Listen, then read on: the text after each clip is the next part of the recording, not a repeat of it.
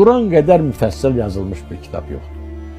Kur'an'ın bir adam tarafından yazılması qeyri-mümkün. Ben təsəvvür eləmirəm elə bir adam olsun, o derecede biliyə nail olsun. Dersen ki, bunun mesela için Musa peygamber yazıb, ne bileyim ben, İsa peygamber yazıb. O yüzden semavi kitap değil. Semavi. Bu bir adamın beyninin məhsulu değil. Bu semavi kitaptır. Ama bu kitap elə yazılıb ki, ama tərcüməsinə gərək düzgün baxasın o. Tip sahəsində. Mesela tip sahasında siz Kur'an'da özünüz için ne tapmasınız? O kadar şeyler.